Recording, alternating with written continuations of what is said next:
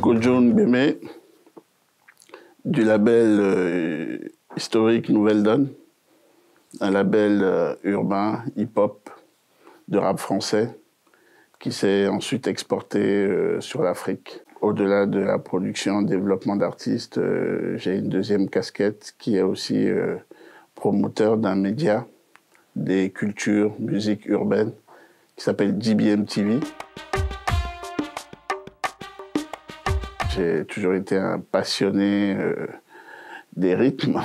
J'ai eu la chance aussi d'être de cette génération hip-hop qui justement a vu naître le rap. Donc sur cette période, j'étais un fervent acteur de ce secteur puisque j'ai commencé aussi par la danse et je suis arrivé au rap. Je faisais partie d'un crew dans le 91, l'Essonne, qui s'appelle le DSK, Da South King, c'est-à-dire les rois du Sud. Et très rapidement, bon, j'ai levé un peu le pied pour me consacrer un peu plus à mes études, je vais dire pour faire plaisir à papa et maman. J'ai pu étudier jusqu'à avoir un master en finance. Et dans le même temps, je m'adonnais quand même à ma passion, mais avec une autre casquette qui est plutôt producteur. Et c'est pendant cette période que justement j'ai commencé à produire une première compilation qui s'appelait Nouvelle Donne. Par la suite, on a eu vraiment un super écho sur le projet, ça a cartonné, donc ça a donné d'autres aspirations pour continuer dans ce domaine. Moi, je vais dire plutôt qu'à mon niveau, je suis ce qu'on appelle un self-made man, où je suis vraiment de cette génération qui a été motivée par un monsieur, je crois, je sais pas, qui s'appelle Bernard Tapie, à l'époque, qui a été une source d'inspiration pour notre génération au niveau de la France qui ne gagnait absolument rien, et que ce monsieur il est arrivé avec un état d'esprit de la gagne, où il vient de milieux, on va pas dire anticonformistes, mais en tout cas, il s'est retrouvé dans un milieu où il s'est imposé à tout le monde. Et ça reflétait un petit peu ce que nous, on vivait aussi dans le hip-hop, où on vient pour s'imposer à un système.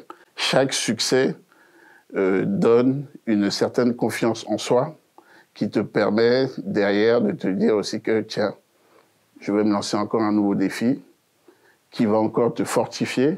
Et au fur et à mesure, tu te bonifies, tu grandis, mais tu t'en rends pas compte de façon consciente. En fait, ça fait partie de ton ADN de vouloir te challenger toi-même, de pouvoir réussir des choses jusqu'à, je dirais, nos limites. Je veux être un exemple pour la jeune génération, je veux être un exemple pour mes enfants. Je me bats beaucoup pour ça. Et c'est vrai que souvent, quand je vais dans différents pays, certains disent, moi, je suis venu dans la musique parce que vous y êtes et que vous y avez réussi. Il y en a aujourd'hui qui me disent que depuis que vous avez lancé ce projet de DBM, on est nombreux à vouloir aussi lancer notre propre télé. Donc, pour moi, c'est une victoire d'être une source d'inspiration pour la jeunesse, plus aujourd'hui africaine, même si initialement, j'étais plus une source de motivation pour la jeunesse urbaine en France, en Suisse, en Belgique, etc. Mais l'Afrique, c'est la terre-mère. Aujourd'hui, j'ai une image plus sur l'Afrique, un explorateur du continent.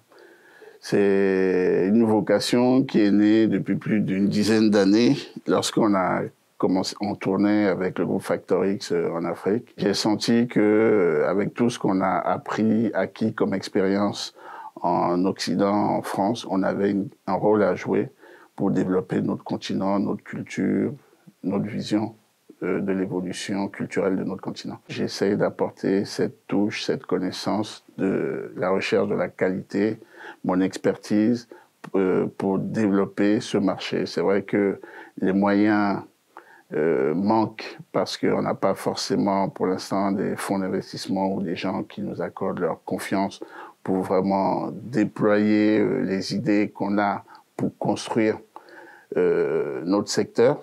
Mais avec le temps, on montre quand même qu'on est là, on continue de se battre, on fait des choses qui sont visibles. Tôt ou tard, avec la persévérance, des fonds ou des partenaires verront l'utilité de venir investir à travers nous.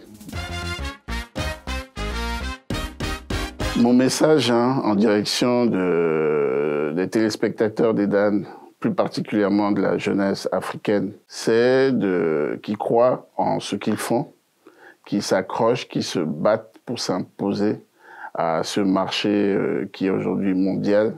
Ils peuvent s'informer, se former grâce au digital. Sur Internet, vous avez accès à tout. Donc, soyez curieux et surtout, être prêt, être performant.